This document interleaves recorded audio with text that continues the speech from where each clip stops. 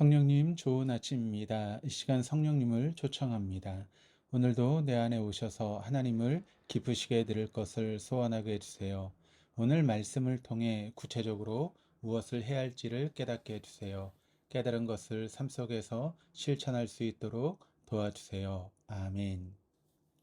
오늘 함께 나누실 하나님 말씀은 사도행전 2장 37절에서 47절까지의 말씀입니다. 오순절 성령님의 강림하심은 기독교 역사를 새롭게 시작하는 원동력이 되었습니다. 오순절 성령 역사의 가장 큰 의의는 무엇보다 교회 탄생에 있다라고 할 수 있습니다. 사도 바울은 자신이 쓴 서신에서 교회를 이렇게 정의하고 있습니다. 고린도전서 1장 2절입니다. 고린도에 있는 하나님의 교회 곧 그리스도 예수 안에서 거룩하여 주고 성도라 부르심을 받은 자들과 또 각처에서 우리의 주 곧 그들과 우리의 주 대신 예수 그리스도의 이름을 부르는 모든 자들. 아시다시피 교회는 이미 거룩한 사람들의 모임이 아닙니다. 예수 그리스도로 인해서 거룩해진, 그래서 성도라 부르심을 받은 사람들의 모임이 곧 교회입니다.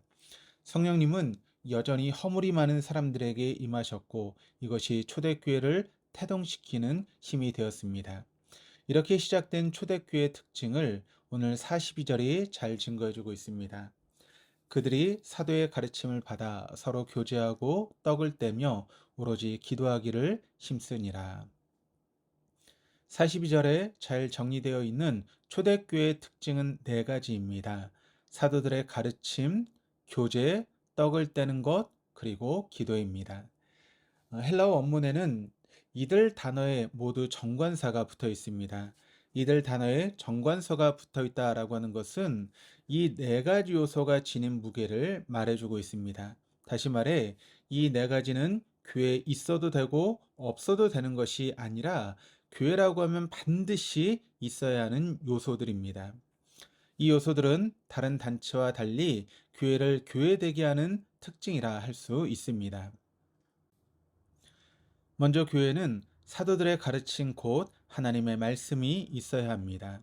하나님의 말씀이 올바로 선포되지 않는 교회는 교회가 아닙니다. 어떤 교회가 여러분 좋은 교회입니까? 하나님 말씀이 올바로 선포되고 그 말씀을 우리의 마음에 새기고 생각하는, 그래서 하나님의 말씀을 성도들의 삶으로 지켜내는 교회가 좋은 교회입니다. 그리고 교회는 코이노니아, 즉 교제가 있어야 합니다. 여기서 말하는 교제는 당연히 단순 침묵을 의미하지 않습니다. 성령님 안에서 서로의 삶을 보듬어 주고 말씀을 나누고 믿음을 이야기하는 성도들 간의 교제입니다. 셋째로 교회는 떡을 떼는 곳이어야 합니다. 떡을 뗀다 라고 하는 그런 표현이 참 단순한 표현 같지만 초대교회 상황에서 떡을 뗀다 라고 하는 것은 공동의 식사가 있었음을 의미합니다.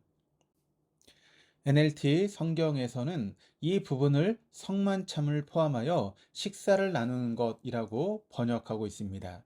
즉, 떡을 떼는 것에는 성찬식을 비롯하여 함께 식탁 교제를 나누는 일도 포함되어 있었습니다. 경제적으로 부유한 사람들이나 사회적 지위가 있는 사람만 식사에 참여하는 것이 아니라 빈부귀천을 막론하고 누구나 함께 참여하는 식사입니다. 고된 노동으로 하루하루를 사는 사람들도 또 주인의 시중을 들어야 하는 노예들도 함께 참여하는 식탁의 교제입니다. 이 공동의 식사를 통해 교회는 비로소 신분과 차별을 뛰어넘어 하나의 교회를 이루어갈 수 있었을 것입니다. 마지막으로 교회는 기도가 있어야 합니다. 기도는 하나님 앞에서 나의 연약함을 인정하는 것입니다. 기도는 우리의 요구를 우악스럽게 관철시키는 것이 아니라 하나님의 도우심을 겸손히 구하는 행위입니다. 기도를 통해 우리는 우리의 한계와 연약함을 알 수 있고 또 나아가 우리의 한계를 초월하는 하나님의 능력과 역사를 경험할 수 있습니다. 지상에 연약한 교회들이 어둠의 권세를 이기고 맡은 소명을 끝까지 완수할 수 있는 그런 능력은 바로 교회 내부에 있는 것이 아니라 하나님 앞에 겸손히 무릎 꿇는 기도에 있는 것입니다. 이러한 네 가지가 초대교회의 특징이었습니다. 44절 이하에는 이러한 특징들이 아름답게 구현된 초대교회 모습이 그려지고 있습니다. 44절에서 47절입니다. 믿는 사람이 다 함께 있어 모든 물건을 서로 통용하고 또 재산과 소유를 팔아 각 사람의 필요를 따라 나눠주며 날마다 마음을 같이하여 성전에 모이기를 힘쓰고 집에서 떡을 떼며 기쁨과 순전한 마음으로 음식을 먹고 하나님을 찬미하며 또 온 백성에게 친송을 받으니 주께서 구원받은 사람을 날마다 더하게 하시니라. 성령님의 임재하심으로 태동된 초대교회는 이전에 없던 새로운 공동체를 형성했고 새로운 시대를 열었습니다. 당시의 예루살렘 교회가 아름다울 수 있었던 것은 교회가 재정적으로 넉넉했기 때문도 당시 사회를 좌지우지할 수 있는 유력한 인사들이 교회 내에 많았기 때문도 아니었습니다. 가난했지만 서로가 한 가족이었고 서로에게 헌신하는 마음이 있었습니다. 이러한 마음이 있었기에 성도들은 자신의 재산을 기꺼이 내어놓을 수 있었습니다. 여기서 우리가 주의해야 할 점은 자신의 재산을 기꺼이 내놓았다라고 하는 것이 공산주의식으로 각자의 재산을 모두 거두어 공동 분배했다라고 하는 의미가 아닙니다.